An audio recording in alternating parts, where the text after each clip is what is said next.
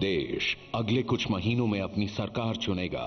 चुनाव के बाद कैसे बदलेगी देश की सूरत? एबीपी न्यूज पर पेश है घोषणा पत्र। घोषणा पत्र का मंच आज है पटना में। जी हां, वहीं जहां से शायद इस 2014 के रण की शुरुआत हुई थी और इस बिसात पर जिस व्यक्ति ने पहली चाल चली थी वही हमारे आज के मेहमान हैं। श्री कृष्ण सिंह के बाद बिहार में सबसे लंबा कार्यकाल रहा है लगातार मुख्यमंत्री के रूप में नीतीश कुमार जी का।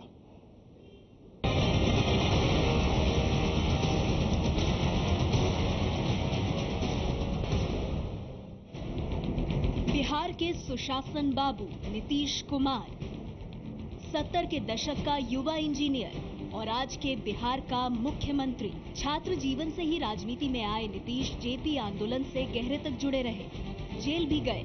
जेपी आंदोलन से ही नीतीश ने समाजवादी विचारधारा अपनाई और आज तक वो इसी विचारधारा की राजनीति कर रहे हैं। उम्र 63 साल, बिहार के बख्तियारपुर में जन्म, इंजीनियर की पढ़ाई, 1980 में पहला चुनाव लड़ा, 1985 में पहली बार विधायक बने, 1989 में जनता दल के महासचिव चुने गए, 1989 में ही नीतीश ने पहली बार लोकसभा चुनाव जीता। वीपी सिंह सरकार में नीतीश कृषि राज्य मंत्री बनाए गए। 1994 में समता पार्टी बनी तो नीतीश ने लालू से नाता तोड़ा। वाजपेयी सरकार में नीतीश रेल मंत्री बने। नीतीश ने ही इंटरनेट बुकिंग और तत्काल सेवा जैसी सुविधाएं शुरू की। 2005 में लालू की पार्टी को हराकर नीतीश कुमार बिहार के मुख्यमंत्री बने। लगातार 9 साल से नीतीश कुमार मुख्यमंत्री हैं। 2005 में सरकार बनाने वाले नीतीश कुमार ने बिहार में जमकर विकास के काम किए। यही वजह रही कि 2010 में लोगों ने नीतीश को जबरदस्त तरीके से चुना। हालांकि उस वक्त बीजेपी नीतीश के साथ थी। 2013 में नीतीश कुमार की पार्टी जेडीयू का बीजेपी से नाता टूट गया। नीतीश कुमार के साथ कई विवाद भी जुड़े। नीतीश के ही कार्यकाल में 2002 में गोधरा ट्रेन हादसा हुआ। वही गोधरा ट्रेन हादसा जिसके बाद गुजरात में दंगे भड़के थे। नीतीश पर मौका परस्ती का भी आरोप लगा। गुजरात दंगों के बाद 11 साल तक बीजेपी के साथ रहे, लेकिन मोदी के नाम पर नाता तोड़ा। लेकिन कहने वाले कहते हैं कि नीतीश भी प्रधानमंत्री बनने का सपना देख रहे हैं, इसलिए उन्होंने एनडीए से नाता तोड़ा। कभी मोदी की तारीफ करने वाले नीतीश अब कहते हैं कि देश में मोदी की नहीं ब्लोअर की हवा है। इस देश में इन दिनों ब्लोअर चलाया जा रहा है, चारों तरफ चौतरफा हवा फेंकी जा रही है। आप समझ रहे हैं कि कुदरत की हवा। नीतीश कुमार जी हमारे साथ यहां मौजूद हैं। मैं गुजारिश करूंगा कि वो मंच पर आएं और हमें बताएं कि इस बार जेडीयू को क्यों वोट दिया जाए।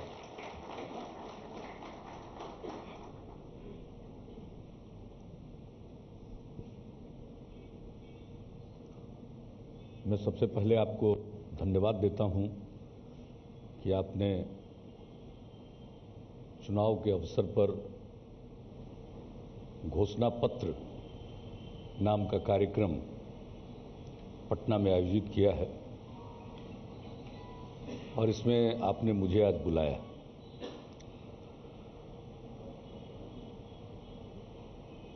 चुनाव तो देश के लिए महत्वपूर्ण है ही।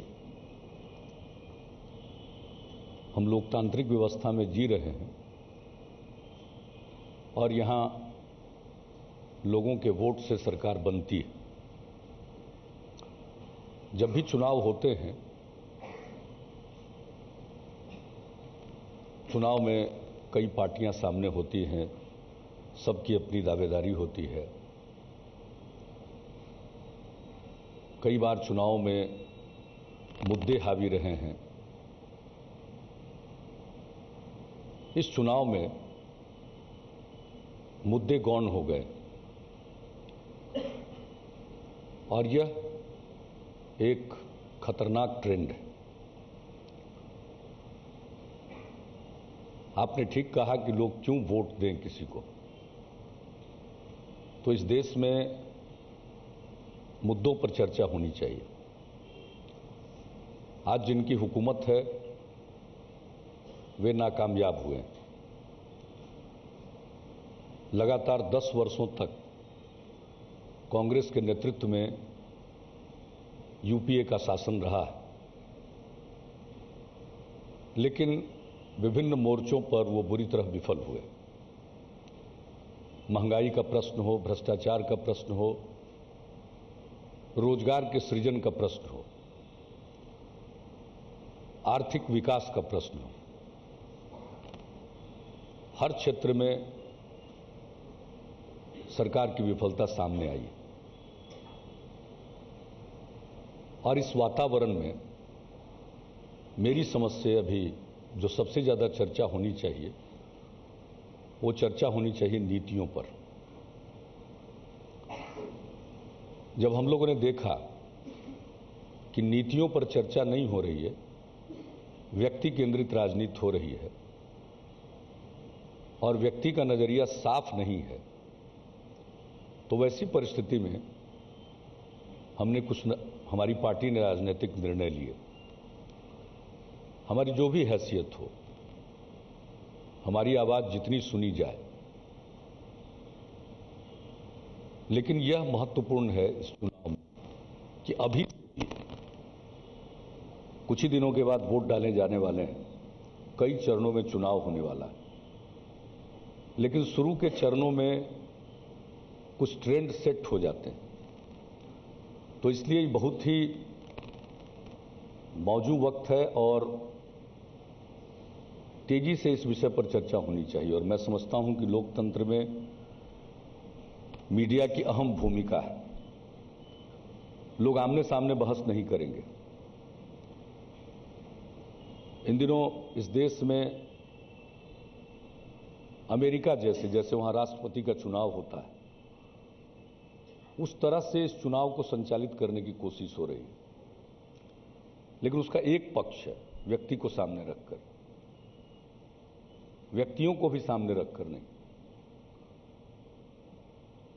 लेकिन वहां विभिन्न मुद्दों पर चर्चा होती है, डिबेट होता है, और लोकतंत्र में अगर डिबेट न हो तो फिर वो कारगर नहीं हो सकता है, वो मजबूत नहीं हो सकता। इन दिनों कहा जा रहा है विज्ञापनों के जरिए जबरदस्त प्रचार अभियान चलाकर जैसे किसी भी समस्या का समाधान होने ही वाला है।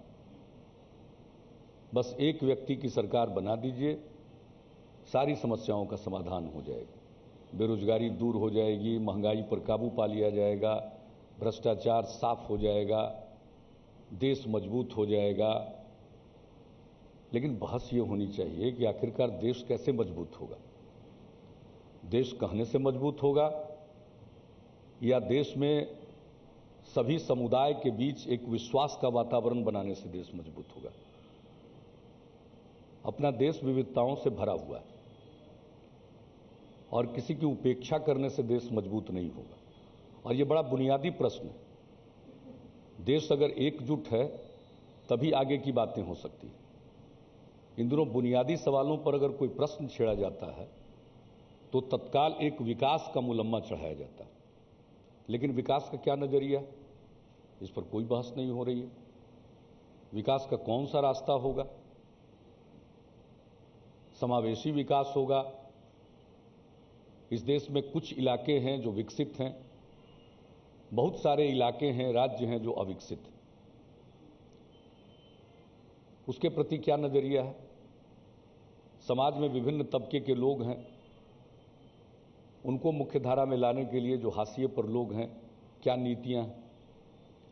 तो देश मजबूत कैसे होगा?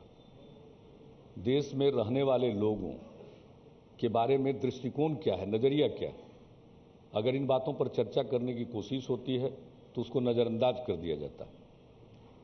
और हम देख रहे हैं कि एक तरफा इस देश में चल रहा है।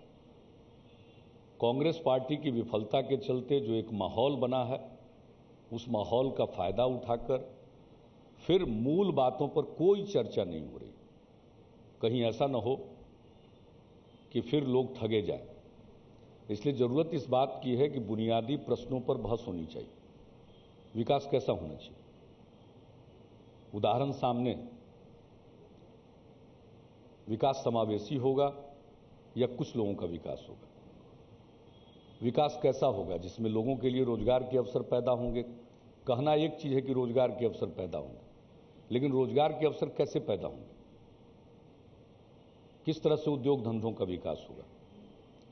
जो इलाके विकसित होते हैं पूंजी वहां आकर्षित होती है, जो इलाके विकसित नहीं है उनके विकास के बारे में क्या नजरिया, क्या वहां उद्योग धंधे लगेंगे, उद्योग धंधों को लगाने के लिए क्या ऐसी नीतियां बनेगी जो निवेश वहां आकर्षित हों। वरना जैसा कि हमने कहा कि जहां इलाके विकसित हैं उन्हीं इलाकों का विकास हो जाता है। अब केंद्र सरकार की नीतियों के चलते देश के पूर्वी हिस्से को बहुत नुकसान उठाना पड़ा।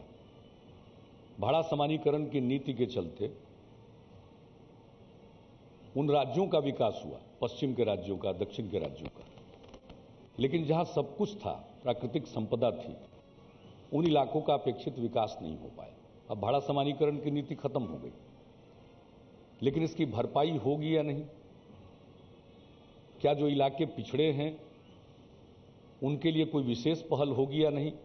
हम लोग बिहार में विशेष राज्य के दर्जा की मांग करते हैं, और ये मांग इसलिए करते हैं कि यहां भी उद्योग धंधे लगे, यहां भी पूंजी आकर्षित हो। राज्य सरकार के अपने बलबूते पर सीमित निवेश संभव है, जो कि हमारे राज्य में हुआ, लेकिन ज्यादा निवेश के लिए तो जरूरत इस बात की है कि नीतियां उसके अनुरूप हों, नीतियां उसके अनुकूल बने। तो इन नीतियों पर चर्चा होनी चाहिए, और मुझे ऐसा लगता है कि कोई चर्चा नहीं होती। विकास की बात होती है तो एक राज्य का उदाहरण दिया जाता है विकास, तो इसका भी विश्लेषण होना चाहिए।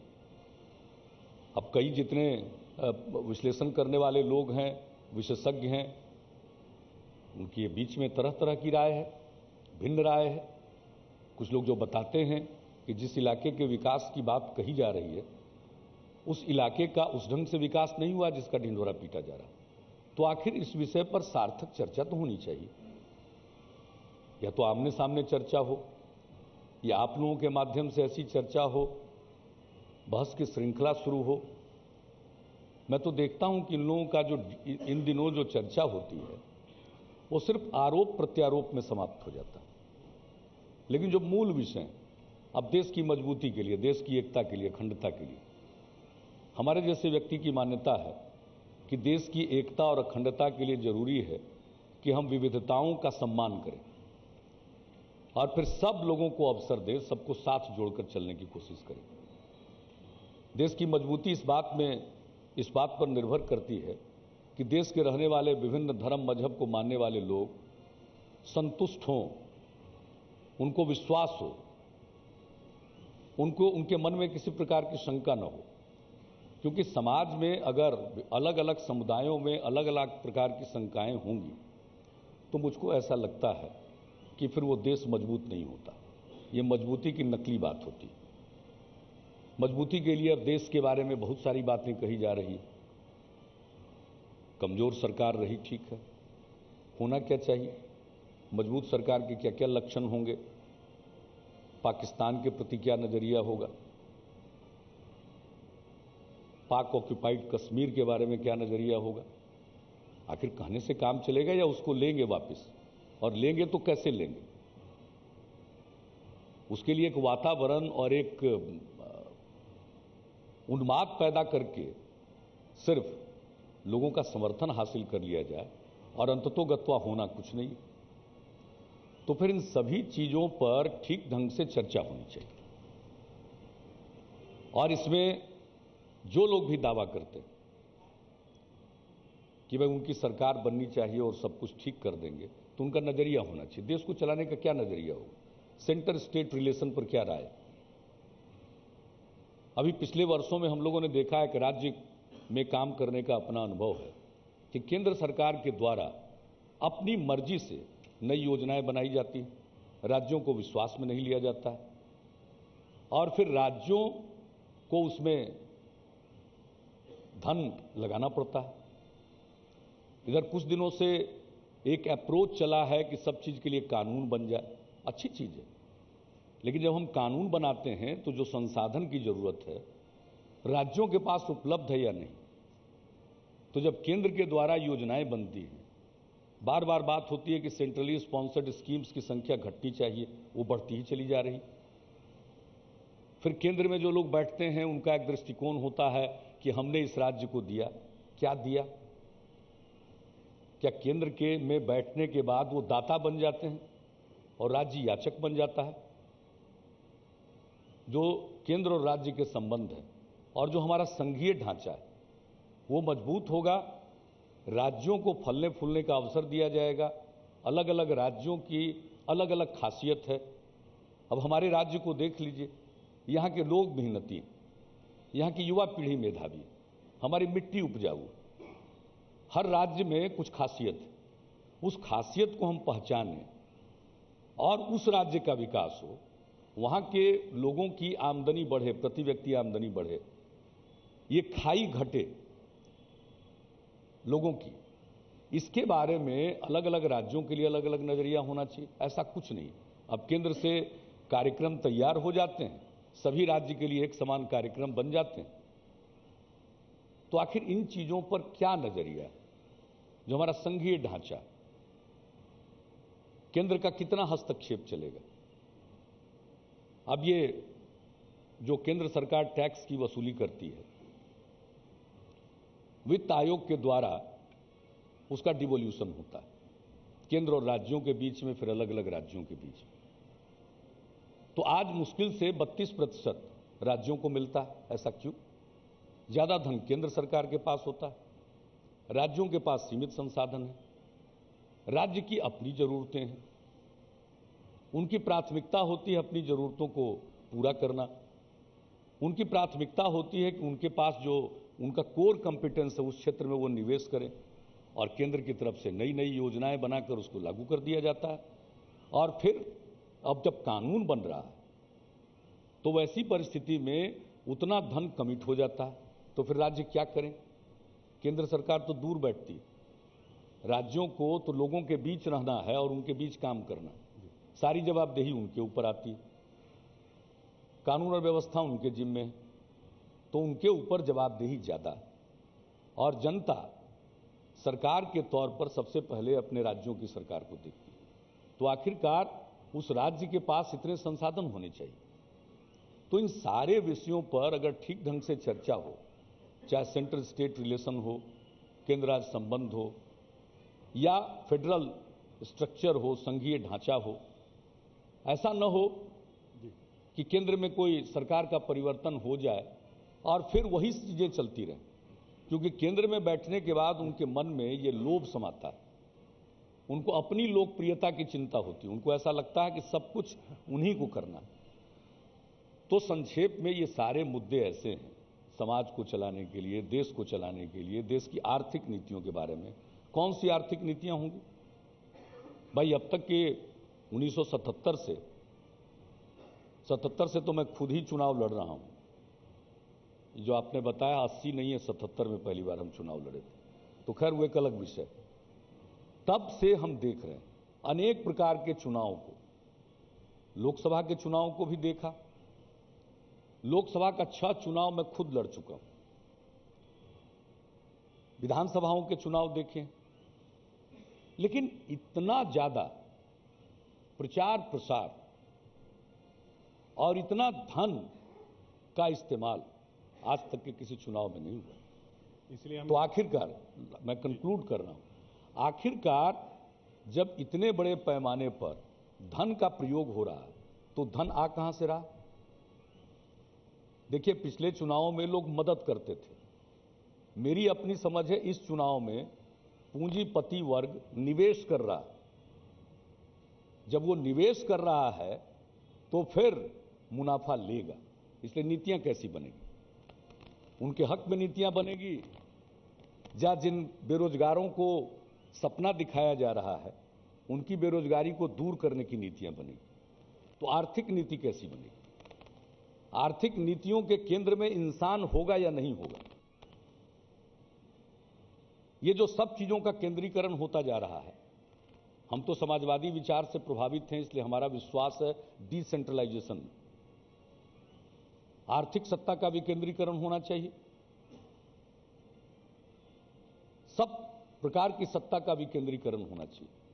राज्यों को मजबूत होना चाहिए, उसके नीचे पंचायतों को मजबूत होना चाहिए, नगर निकायों को मजबूत होना चाहिए और उसी प्रकार से आर्थिक तौर पर राज्यों को फलने फूलने का अवसर देना चाहिए। इस प्रकार के उद्योग को बढ़ावा दिया जाना चाहिए जिसके इर्द गिर्द एंसिलरी लग सकें और जिसमें रोजगार की संभावना ज्यादा हो। आज सबसे बड़ी समस्या है बेरोजगारी की, तो उनका समाधान होगा या फिर पूंजी कहीं केंद्रित रहेगी। आज जिस विकास के मॉडल की चर्चा हो रही है, मैं सिर्फ 2 उदाहरण दूंगा। गुजरात में जो पूंजी का निवेश हुआ 80 के दशक से लेकर के अब तक, उस पूरे पूंजी के निवेश का 42% केमिकल और पेट्रोकेमिकल सेक्टर में हुआ। वो कितने हाथों में कैद है वो उद्योग। और इसके बाद पिछले 10 वर्षों में जो पूंजी का निवेश हुआ है गुजरात में ही, उसका 56% अकेले सौराष्ट्र क्षेत्र में हुआ। तो क्या ये क्षेत्रीय संतुलन का, एक राज्य के अंदर क्षेत्रीय संतुलन का, या रोजगार को बढ़ावा देने वाला, रोजगार के अवसर स्थिर रहे, बढ़े नहीं? तो खैर उस डिटेल में मैं नहीं जाना चाहता हूं। मैंने कुछ उदाहरण सिर्फ इसलिए दिए हैं कि इस देश में डिबेट होना चाहिए, नीतियों पर डिबेट होना चाहिए। जनता जिसको चाहे उसको चुने, लेकिन नीतियों पर चर्चा होनी चाहिए। क्या प्रोग्राम होगा, क्या आपकी पॉलिसी होगी। ऐसा न हो कि एक असंतोष का वातावरण बना है और उसके बाद उस असंतोष का फायदा उठा करके फिर वैसी शक्तियां हावी हो जाएं कि लोगों को तो कुछ नहीं मिला, लोग फिर ठगे महसूस करें।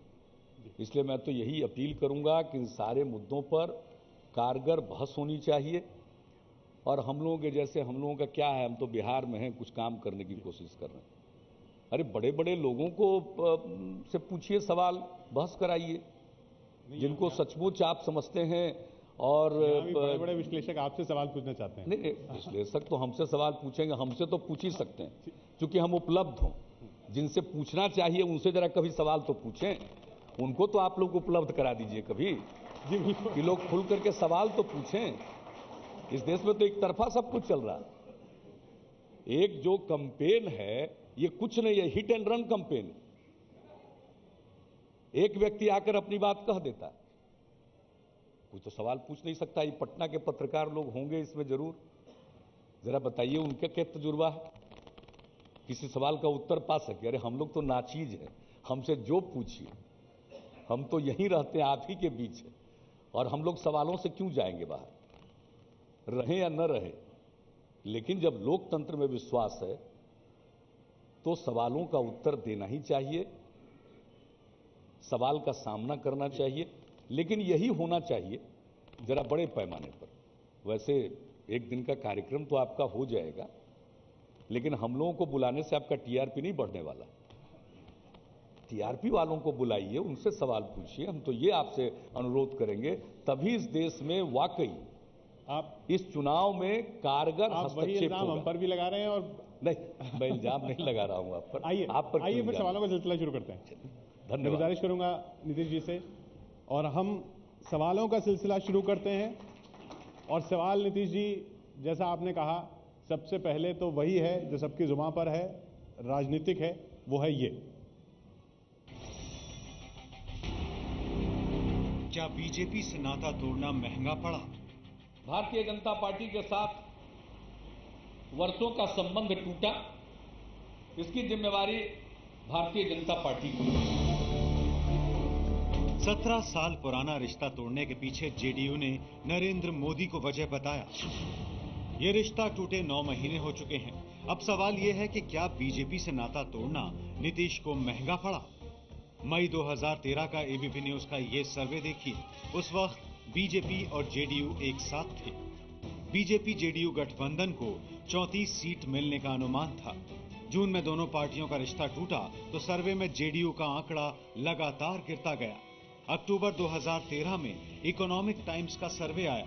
इसमें नीतीश की जेडीयू को सिर्फ 10 सीट मिलने का अनुमान था, जबकि बीजेपी को 17 सीट मिलने का अनुमान था। 2009 के चुनाव में बीजेपी जेडीयू गठबंधन को 32 सीट मिली थी, जिसमें अकेले नीतीश की पार्टी को 20 सीटें मिली थी। जनवरी 2014 में एबीपी न्यूज के सर्वे में जेडीयू को 6 सीट और बीजेपी को 24 सीट का अनुमान था।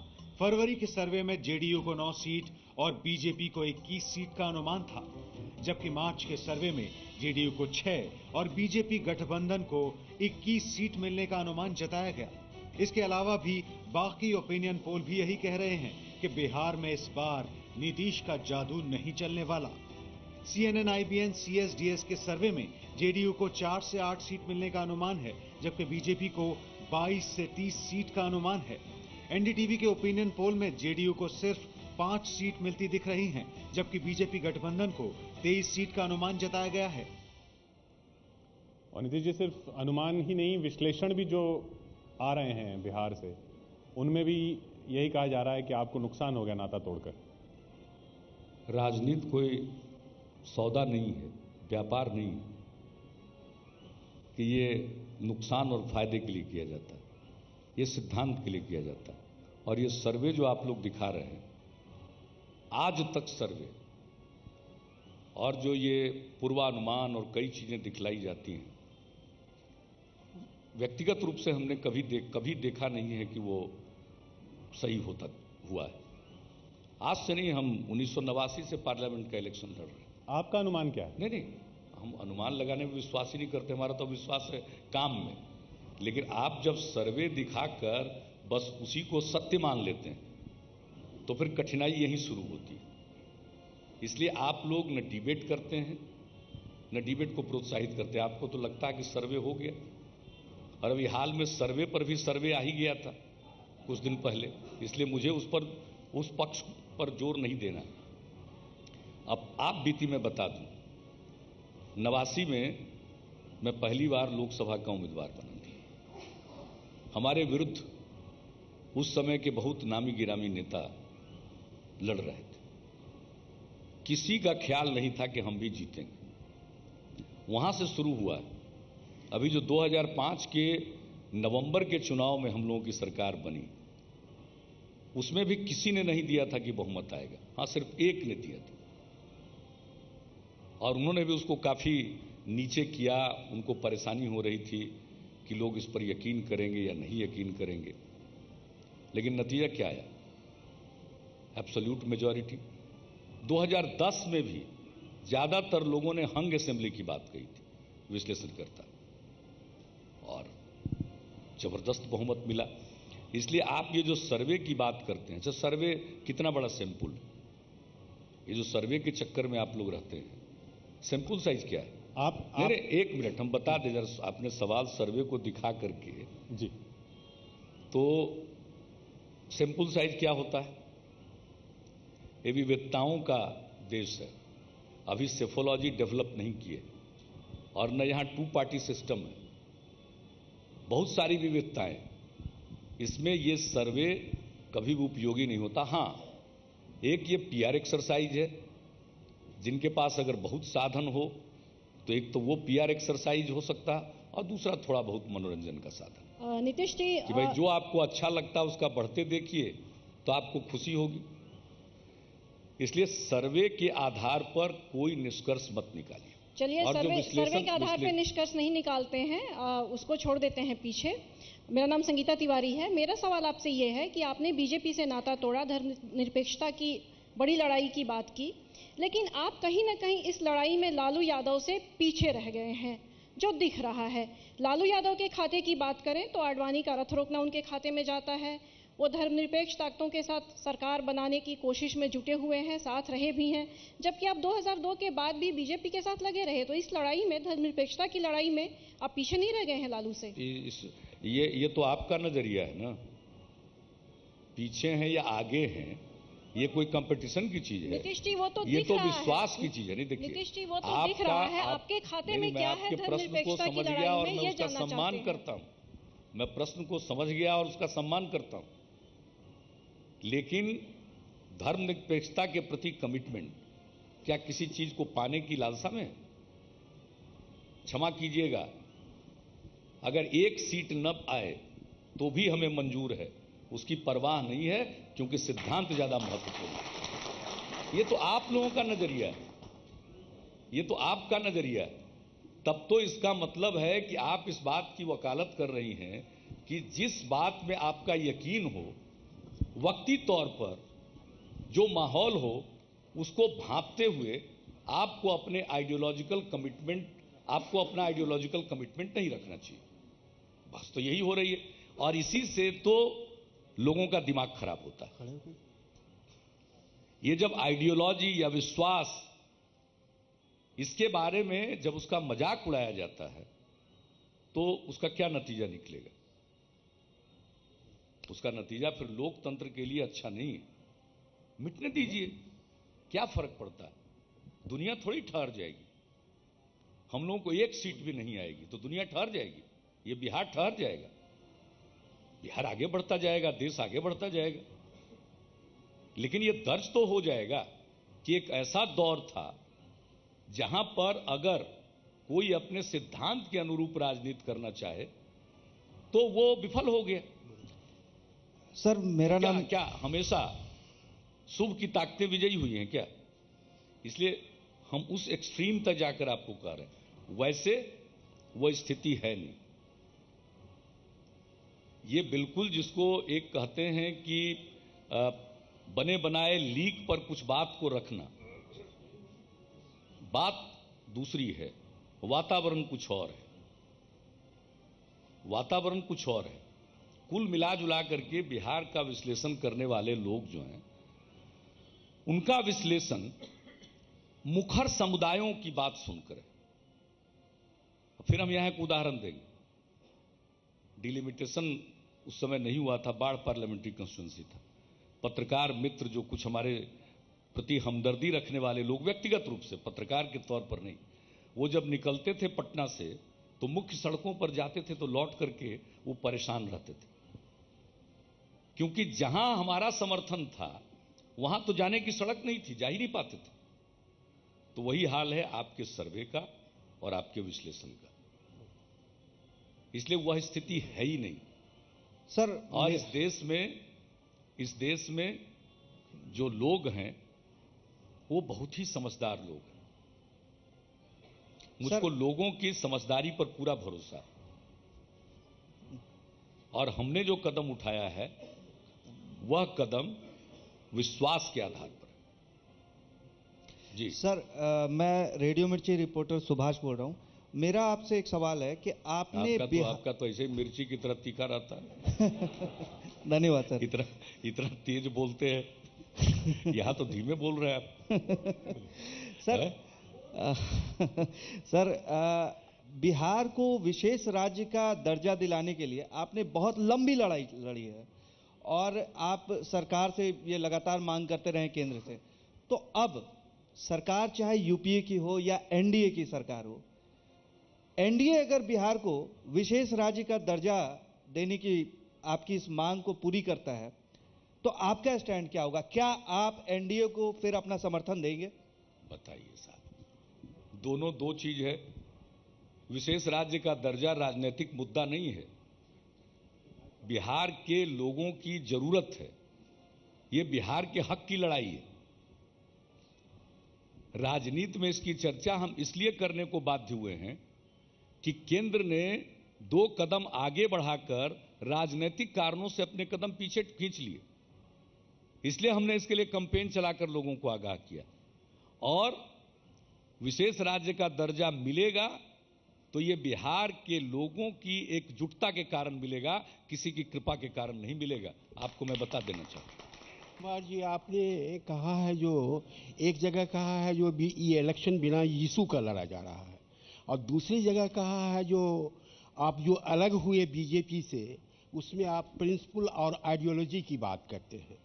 उस समय में आपका आइडियोलॉजी, ये आइडियोलॉजी हिंदू राइट ऑर्गेनाइजेशन है, यही आपका आइडियोलॉजी होगा, प्रिंसिपल होगा। उस समय में आज से 15 ईयर्स बैक जब आप थे वहाँ पे गवर्नमेंट में, गोधरा इंसिडेंट हुआ था, उसमें बहुत लोग मरे। जितना आदमी मरे उससे कम आदमी, उस समय में आप रिजाइन नहीं किए। किशनगंज में जो हुआ तो इलेक्शन के टाइम में था, आपने रिजाइन कर दिया। तो आपका ये प्रिंसिपल और आइडियोलॉजी उस समय में कहाँ चला गया, और ये दिस सेकुलर थ्योरी कहाँ चला गया, और अब क्या कहाँ ही इतना चेंज हुआ? नहीं, स्वाभाविक तौर पर आपने कई चीजों को मिक्स कर दिया है, इसलिए उसका सब का जवाब हम आपको दे देंगे। नंबर 1, किशनगंज में गैसल के पास जो दुर्घटना हुई वो रेलवे का फेलियर था, इसलिए उसकी नैतिक जिम्मेवारी स्वीकार करते हुए हमने त्याग पत्र दिया रेल मंत्री के रूप में। त्याग पत्र अस्वीकार हुआ, फिर उसको स्वीकार करवाया दोबारा इस्तीफा दे करके और प्रधानमंत्री जी से आग्रह करके। गोधरा का जो इंसिडेंट है वो गोधरा का इंसिडेंट रेल का एक्सीडेंट नहीं है, ये सेफ्टी से संबंधित मसला नहीं है। गैसल का एक्सीडेंट सेफ्टी रिलेटेड था और गोधरा का इंसिडेंट सिक्योरिटी रिलेटेड है, ये स्टेट की जिम्मेवारी होती है। और फिर भी रेल का हादसा हुआ, इसके लिए मैं तो वहां जाना चाहता था, लेकिन वहां की जो परिस्थिति थी उसके संबंध में वहां के द्वारा बताया गया कि वहां लॉ एंड ऑर्डर की स्थिति इतनी बिगड़ी हुई है कि इस बीच में आने से अटेंशन डाइवर्ट होगा और स्टेट मशीनरी का अटेंशन डाइवर्ट होना अभी ठीक नहीं। तो ये मुनासिब समझा गया कि नहीं गए, इसलिए गोधरा को और गैसल को मिलाना ये कोई बहुत ही बुद्धिमान आदमी कर सकता है, साधारण बुद्धि का आदमी नहीं कर सकता, क्योंकि गैसल के लिए रेलवे की जवाबदेही है, गोधरा के लिए रेलवे की जवाबदेही नहीं है। और गोधरा के बाद जो कुछ भी हुआ वो जस्टिफाइड नहीं है। रही बात आपने कही इस्तीफे की बात, तो ये कोई रेलवे का फेलियर नहीं था, ये रेलवे का फेलियर नहीं था और उसके बारे में पूरी जांच हुई। और आज आपको जानने की इच्छा हो तो ये एक एक चीज संसद में सारी बातें बताई हुई है, अगर आपकी दिलचस्पी होगी तो उन दिनों का रिकॉर्ड।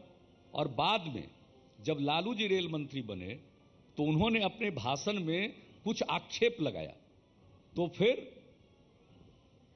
स्पीकर साहब ने मुझको अपनी बात रखने की इजाजत दी और अगले दिन पूरी बात रखी गई। दोनों रिकॉर्ड मौजूद है, आप निकाल लेंगे तो शायद आपकी अगर उसमें दिलचस्पी होगी तो आपका समाधान हो जाएगा। इसलिए दोनों भिन्न चीजें हैं और दोनों को, लेकिन एक बात और, जो इन्होंने कहा कि भाई राइट हिंदू ऑर्गेनाइजेशन था तो ये पहले नहीं था, शायद आप भूल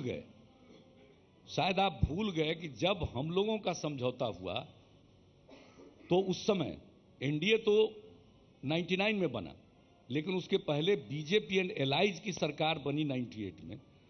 तो ये स्पष्ट कर दिया गया कि जो विवादित मुद्दे हैं वो अलग रखे जाएंगे, चाहे आर्टिकल 370 को कॉन्स्टिट्यूशन से बाहर करने की बात हो या कॉमन सिविल कोड को थोपने की बात नहीं होनी चाहिए, और अयोध्या मसले का समाधान या तो आपसी बातचीत से होगा या कोर्ट के फैसले के अनुरूप होगा। और इस कमिटमेंट के बाद हम लोग शामिल हुए थे। और आज की जो स्थिति उत्पन्न हुई, इन्होंने पूरे माहौल को बदल दिया। एक अटल जी के नेतृत्व में चल रही थी सरकार, और ये दुनिया जानती है कि अटल जी ने क्या कहा था राजधर्म पालन करने की बात, और हम लोग अलग, आप कह सकते हैं कि आप लोग क्यों नहीं अलग हुए उस समय, तो केंद्र सरकार की विफलता नहीं थी गुजरात के मामले में, ये राज्य की जवाबदेही है। लेकिन ये भारतीय जनता पार्टी को स्वयं वहां क्या करना चाहिए था उसके बारे में एलाइज की राय प्रकट थी, लेकिन वह एक अलग प्रश्न था, केंद्र से संबंधित मसला नहीं था। लेकिन आज, और एक चीज मैं बता दूं, अगर 2004 में एनडीए हारी तो उसका सबसे बड़ा कारण गुजरात था। वो बीजेपी के लोग गुजरात जरूर जीत गए लेकिन देश हार गए। और आज एक वातावरण उस चीज पर पर्दा डाल करके फिर विकास को एक आवरण के रूप में इस्तेमाल किया जा रहा। जो विविधताओं का देश है, आज शायद आपको यह एहसास नहीं है, इस देश के बहुत बड़े हिस्से में अनेक प्रकार की शंकाएं हैं। और देखिए, शंकाओं से घिरे हुए माहौल में और जिसके इर्द गिर्द शंकाएं नाच रही हों, उसके नेतृत्व में देश के लोग एकजुट नहीं हो सकते हैं और यह बहुत ही खतरनाक स्थिति देश के लिए पैदा होगी। हम लोगों को इस बात का एहसास हुआ, हम लोगों ने अपना नाता तोड़ा और कोई भी अगर इसके लिए कोई खामियाजा भुगतना पड़ेगा तो सहर्ष खामियाजा भुगतने के लिए तैयार, हमें उसकी कोई परवाह नहीं। ये लेकिन इससे पहले जो सवाल था कि अगर नरेंद्र मोदी प्रधानमंत्री बनने की स्थिति में आते हैं सिर्फ आपकी मदद की वजह से और वो कहते हैं कि विशेष राज्य का दर्जा हम देने को तैयार हैं, तो क्या आप समर्थन देंगे? कहां प्रश्न पैदा होता है? ये बात कहां से आ जाती है कि इसके चलते कोई भी समझौता कर लिया जाएगा? इसकी तो कोई बात ही नहीं है। अरे वो क्या बोला था, वो संदर्भ दूसरा था, वो संदर्भ दूसरा था। नमस्कार, मैं नवल चौधरी, पटना विश्वविद्यालय। मुख्यमंत्री जी, क्या आप 1991 में ली गई निजीकरण, उदारीकरण एवं वैश्वीकरण की नीति से सहमत हैं? यदि हाँ तो क्यों? यदि नहीं तो कैसे, क्यों और कैसे? दूसरा पार्ट है इसका, आपने समावेशी विकास की बात की है। एक ही प्रश्न का, इसी प्रश्न का एक क और ख आपने बात की। आप समाजवादी हैं और समावेशी विकास की बात करते हैं, मैं इसकी प्रशंसा करता हूं, सराहना करता हूं।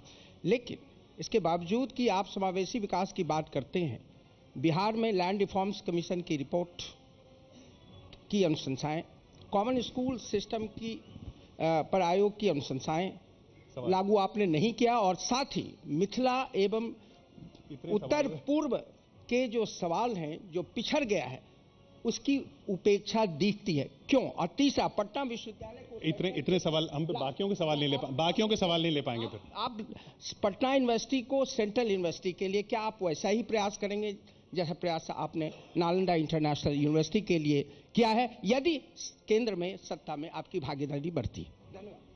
इनके अनेक प्रश्न हैं।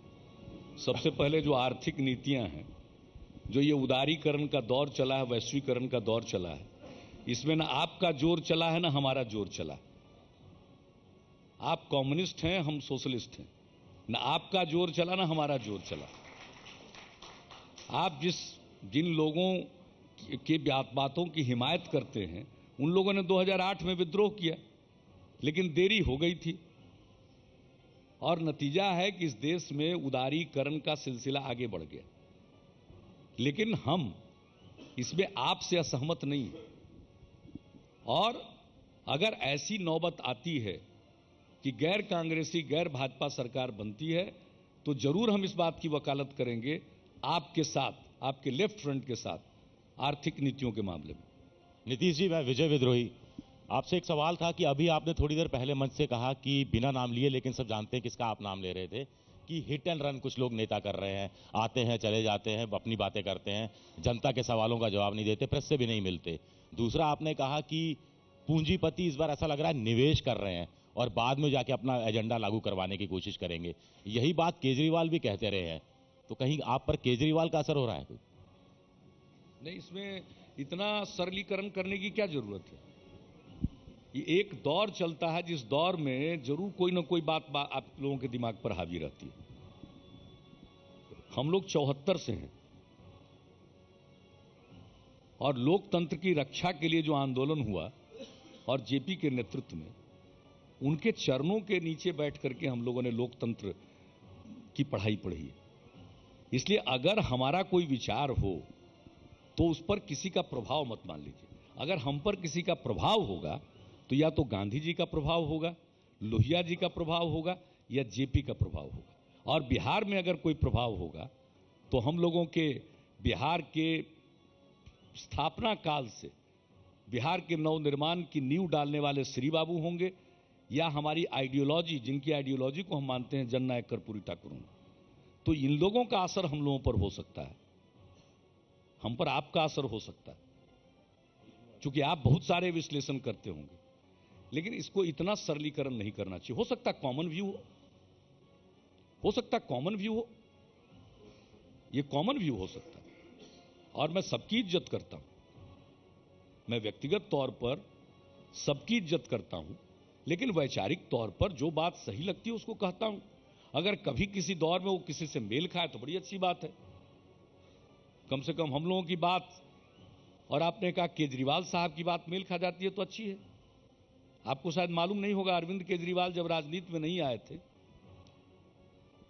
वो सूचना के अधिकार के एक बड़े एक्टिविस्ट के रूप में जाने जाते थे, तो सब जगह गए थे, बिहार भी आए थे।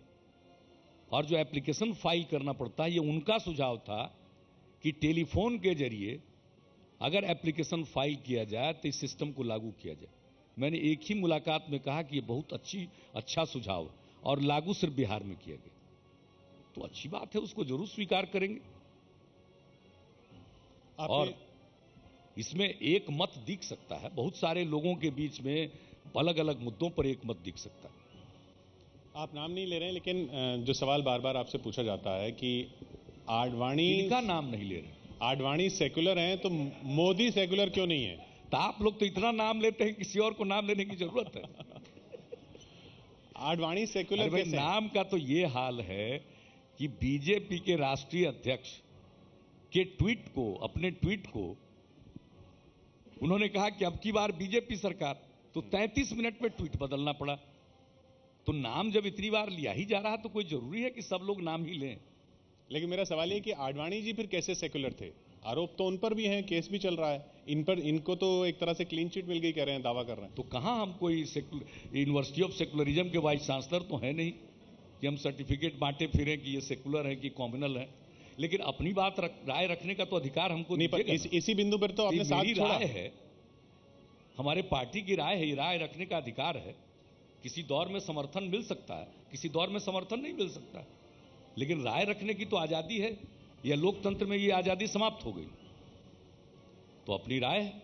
लेकिन इसी बिंदु पर आपने समर्थन, आपने साथ छोड़ा इसी बिंदु पर, इसलिए ये सवाल आया कि तब तो आप साथ में थे आडवाणी जी के। आज जरा देश के माहौल का सही ढंग से अध्ययन कर लीजिए। बहुत लोग हैं, बहुत बड़ा तबका है इस देश में जो आज आशंकित है। अगर देश के अंदर आशंकाएं रहेगी तो देश मजबूत नहीं हो सकता है, दूसरे देश के सामने तन कर खड़ा होने में दिक्कत होगी, बहुत सारी समस्याएं आएंगी। आज बहुत चीजों को नजरअंदाज किया जा रहा है, वो नजरअंदाज करने लायक बात नहीं है। हो सकता है आज हम लोगों की बात समझ में नहीं आ रही है, कल तो समझ में आनी ही आनी है। नीतीश जी, मेरा सवाल ये है, मैं अरविंद मोहन हूँ, एबीपी से जुड़ा हुआ हूँ अभी। मेरा सवाल ये है कि आप, ऐसा लगता है कि पार्टी संगठन की जगह जाति संगठन को ज़्यादा महत्व देने लगे हैं, और 8 साल 9 साल के शासन में या उसके पहले पार्टी संगठन बनाने की बहुत कोशिश आपने कभी नहीं की ढंग से। इस बार भी आपने आखिरी दिन तक पार्टी बदलने वालों को टिकट दिए हैं, तो क्या इतने पुराने संगठन के बल से आप इतनी तैयारी से, जो लोग आ रहे हैं मोदी और राहुल गांधी हर मामले में तैयार होके, क्या आप सिर्फ जाति संगठन के बल से इनका मुकाबला कर सकते? करिएगा, मैं समझ नहीं पा रहा हूं जाति संगठन क्यों कर आप? मैं समझ नहीं पा रहा हूं। पार्टी संगठन और जाति संगठन, जाति कौन सा संगठन? अभी भी आपके यहाँ मुझे लगता है टिकट पे कहीं कभी ढंग से चर्चा नहीं हुई। जाति संगठन बोल, और जो आए हैं लोग, वो जातियों का गणित हर कॉन्स्टिट्यूंसी में देख के आपने टिकट दिए हैं कि इस जाति वाला इस जगह आ जाए, चाहे वो बीजेपी से आ रहा है, चाहे वो आरजेडी से आ रहा है। आपने उसका पुराना बैकग्राउंड, पार्टी का काम देखने की जगह उसकी जाति सबसे प्रमुख देखी। ये तो कॉमन डिजीज है, सब में है। नहीं, कॉमन डिजीज है ये। कोई हम लोगों पर क्यों आरोप मढ़ रहे हैं? बिहार में या इस देश में बीजेपी ने और भी तैयारियां की हैं, कांग्रेस ने और भी। पूरी बात कर लीजिए, पूरी बात कर लीजिए। नीतीश जी, अगला जो मुद्दा जिसकी चर्चा लगातार होती है उस पर अब आते हैं, वो ये। अभी मुद्दा बचा ही हुआ है आपका।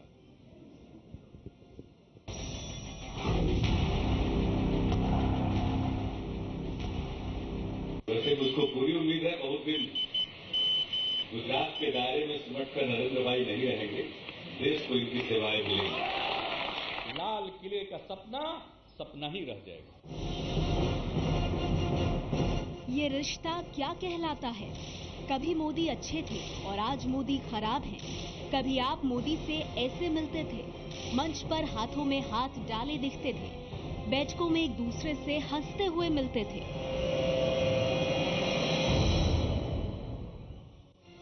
गुजरात में दंगे तो 2002 में हुए थे, और नीतीश जी, आपने ही तो कहा था कि जो हुआ सो हुआ, तो फिर अब कैसा गिला शिकवा? राजनीति करने वालों को कोई फायदा नहीं मिलेगा, क्योंकि लोकसभा के चुनाव में ये गुजरात दंगे के की हाड़ी चढ़ चुकी है और काठ की हाड़ी दोबारा आग पर नहीं चढ़ती। गुजरात में जो कुछ भी हुआ इसको कभी भुलाया नहीं जा सकता है और इसकी कोई माफी कभी नहीं मिल सकती। कभी मोदी भी नीतीश की तारीफ करते थे, उन्हें अपना हमदर्द कहते थे, लेकिन दुश्मनी की दीवार खड़ी हुई तो मोदी भी बदल गए हैं।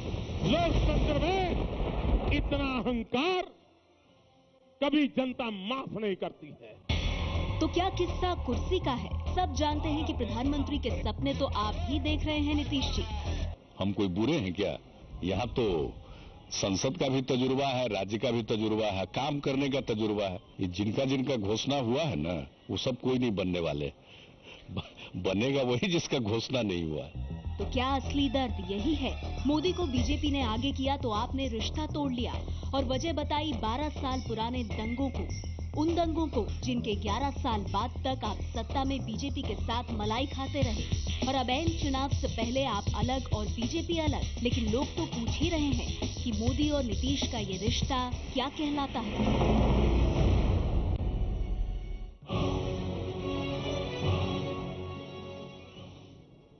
तो नीतीश जी, आप भी प्रधानमंत्री बनना चाहते हैं? सबसे पहले तो आप लोग जो दिखा रहे हैं ये पूरे राजनीति के माहौल को व्यक्तियों तक केंद्रित करना चाहते हैं। और हम लोगों का जो निर्णय है, जिसका हमने बार बार आपको उल्लेख किया कि देखिए यह देश विविधताओं से भरा हुआ है, सबके मन में भरोसा और विश्वास होना चाहिए, सबसे बड़ी बात वो है। लेकिन आप लोग दो चीजों को, अलग अलग संदर्भ के चीजों को जोड़कर ऐसा प्रस्तुत करते हैं कि जैसे कोई व्यक्तिगत झगड़ा है, कोई हम लोगों का खेत का झगड़ा है क्या? अरे भाई, राजनीतिक विचार का सवाल है, राजनीतिक विचार के चलते मतभेद होते हैं। ये मतभेद है, डिफरेंसेज ऑफ ओपिनियन है, डिफरेंट आइडियोलॉजी है, एक अप्रोच अलग है देश को देखने का, समझने का, और इसकी इज्जत की जानी चाहिए।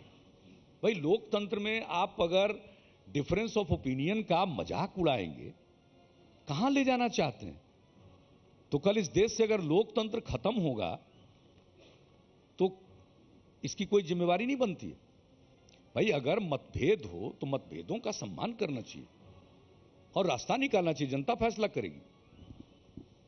हम तो कोई बहुत बड़े आदमी नहीं है, मामूली से स्टेट में काम कर रहे हैं।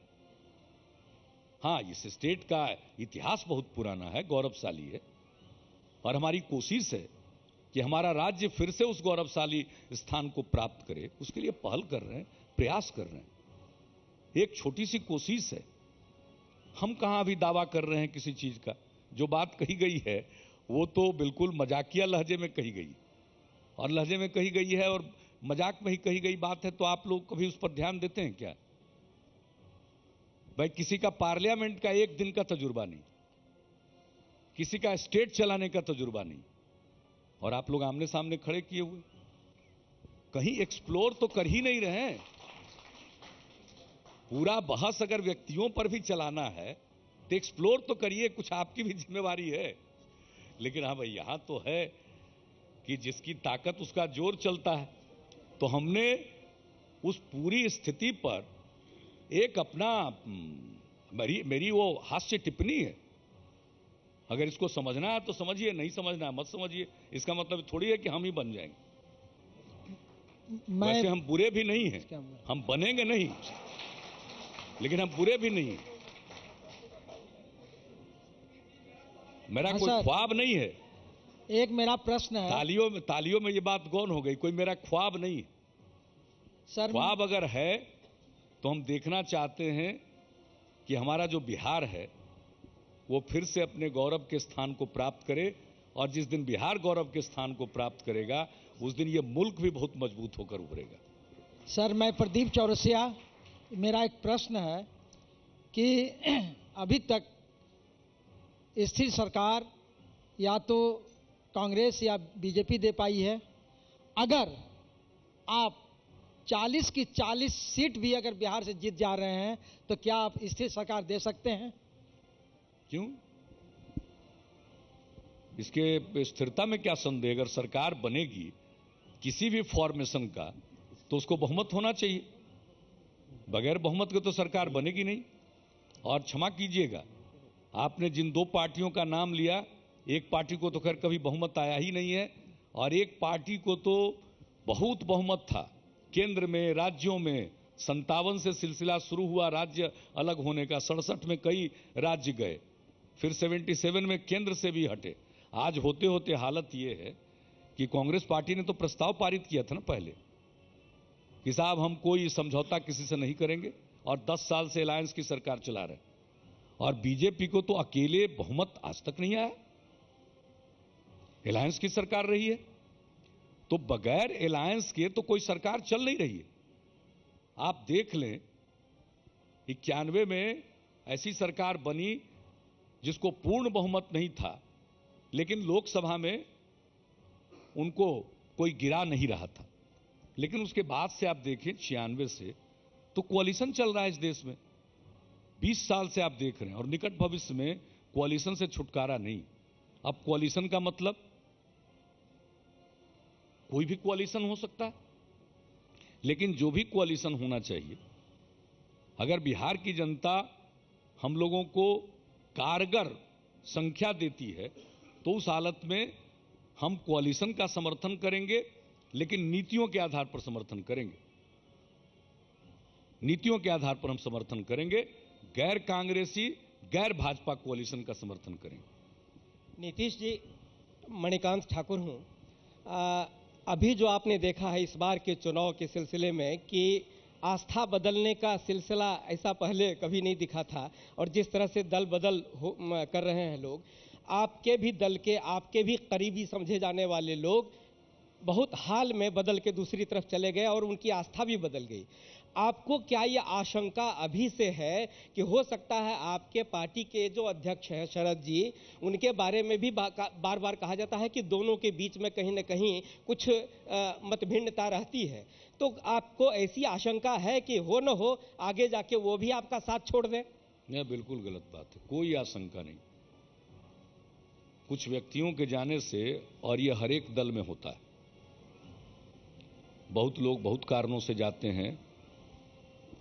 आपने अगर कोई उदाहरण दिया होता तो हम उसके बारे में कुछ कहते, लेकिन कोई उदाहरण नहीं दिया है, तो ये जनरल बात है। और ये ट्रेंड सब सदैव है, सब पार्टियों में। जहां तक आपने शरद जी की बात कह दी, तो आप ऐसा सोचने वालों को निराशा हाथ लगेगी। न इस तरह की कोई बात है, न उसकी कोई संभावना है, इसलिए उसमें निराशा हाथ लगेगी। पार्टी बहुत मजबूती से, जो भी हमारी ताकत है, शक्ति है, जितना भी हम लोगों का रीच है, बिहार में, कुछ अन्य राज्यों के पॉकेट्स में, हम लोग मजबूती से अपना काम कर रहे हैं और मिलकर काम कर रहे हैं। लेकिन देखिए, बात ये होती है, कुछ गलतफहमियां होती, तो हमारे बारे में तो आज से गलतफहमी है, शुरू से गलतफहमी रही है। लेकिन मैं भी हूं कि अब हर चीज की सफाई में नहीं देता हूं। कौन उस चक्कर में पड़े?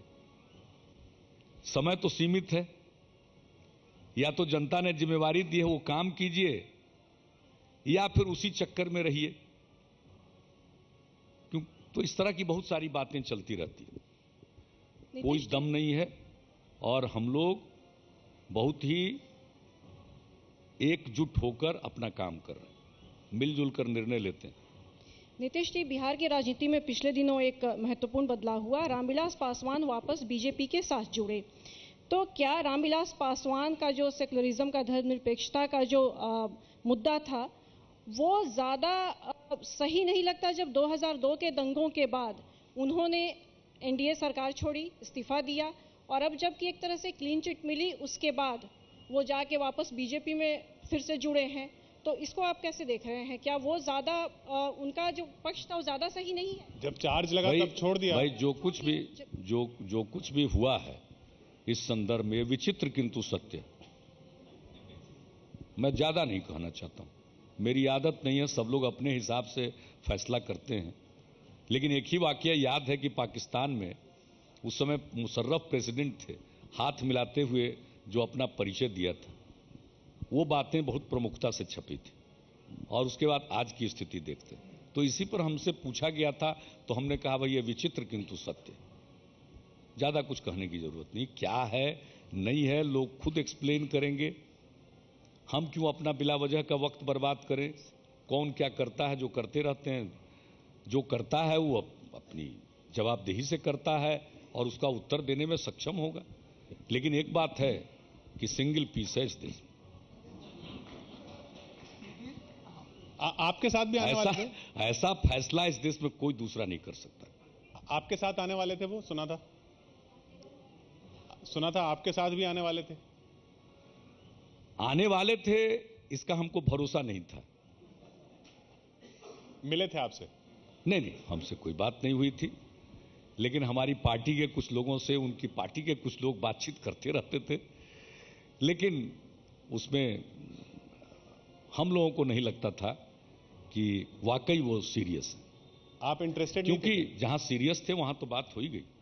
एक और सवाल ट्विटर पर है कि अगर आपकी पार्टी लोकसभा में बुरी तरह हारी लोकसभा चुनाव में, तो क्या आप इस्तीफा देकर नया जनादेश लेने का फैसला लेंगे? नया जनादेश? यहां तो 5 साल के लिए विधानसभा चुनी गई है, मुझको कोई दिक्कत नहीं। अगर लोग कहेंगे तो हम उसके लिए भी तैयार रहेंगे। नहीं, तब तो आप दोनों मिलकर लड़े थे। क्या? तब आपने बीजेपी के साथ चुनाव लड़ा था, वो जनादेश मिला था। अब लोकसभा में अगर सीटें नहीं आती, हाँ ठीक है, वो तो उसको तो मालूम ही है। ये कोई नया तथ्य थोड़ी, ये नया तथ्य नहीं है। और 2010 के चुनाव का कैंपेन भी लोगों को मालूम है, क्या कैंपेन का मुद्दा था, क्या कैंपेन हुआ था, इसलिए वो सब चीजें मालूम है। हम तो हमेशा तैयार हैं, और अगर हम हारते हैं तो उनको बधाई दे देंगे। अगर उनका हमको मिल जाएगा एड्रेस तो हम उनको सबको, या नहीं भी मिलेगा तो ऐसे सभी लोगों को हम बधाई दे देंगे कि प्रसन्न हो जाइए। नीतीश जी, वक्त हमारा यहाँ पर खत्म होता हुआ अफसोस। बहुत से सवाल थे जो मैं नहीं ले पाया, और लेकिन चलते चलते बस ये बताते जाइए, क्या पोस्ट पोल अलायंस जनता के साथ धोखा माना जाए? पोस्ट पोल अलायंस जनता के साथ धोखा कैसे है?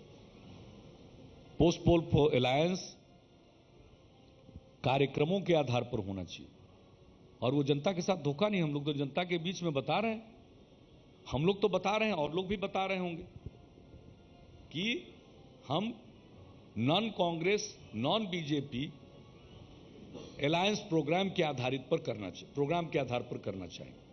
ये तो हम लोग सभी मीटिंगों में बोल रहे हैं। अगर ये संभव न हर हुआ, जगह बोलते हैं, अगर संभव न हुआ कि बिना कांग्रेस या बिना बीजेपी के नहीं बन पा रही सरकार, तो विपक्ष में बैठेंगे।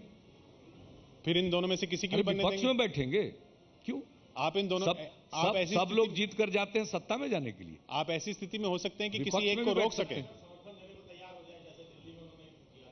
नहीं, विपक्ष में बैठेंगे। अगर ऐसी नौबत आती है कि गैर कांग्रेसी गैर भाजपा सरकार बनाने की सूरत नहीं आती है तो विपक्ष में बैठ सकते हैं, इसमें क्या दिक्कत है? हम लोग तो जनादेश मांग रहे हैं, वो जनादेश प्राप्त नहीं होता है तो जैसा जनादेश वैसा पालन। जनता अगर जनादेश देगी कि आप गैर कांग्रेसी गैर भाजपा गठबंधन बनाने में भूमिका निभाइए और उसकी सरकार बनाने में भूमिका निभाइए, तो पूरी ताकत देगी। नहीं देती है तो जनादेश है कि आप बैठिए विपक्ष में, तो विपक्ष की भूमिका निभाएंगे। बहुत स्पष्ट है, इसमें किसी तरह का कंफ्यूजन नहीं है। और पोस्ट पोल ही होगा। अभी गैर कांग्रेसी गैर भाजपा कई दलों ने मिलकर एक बेसिक इशू पर ज्वाइंट डिक्लेरेशन किया, का डेमोक्रेसी, सेकुलरिज्म और फेडरल स्ट्रक्चर, ये 3 बुनियादी बातों पर एक कमिटमेंट प्रकट किया है, और चुनाव के बाद डिटेल प्रोग्राम के आधार पर सरकार बन सकती है, अगर जनता अवसर देगी तो। बहुत बहुत शुक्रिया नीतीश जी। एक मिनट, हम बाद में चर्चा जारी रखते हैं, बस टीवी पर हम ये प्रोग्राम खत्म कर लें। बहुत बहुत शुक्रिया आपका नीतीश जी, आप इस मंच पर आए और सवालों के जवाब दिए। एबीपी न्यूज पर कार्यक्रम जारी है आगे, लेकिन घोषणा पत्र में कल एक और खास मेहमान।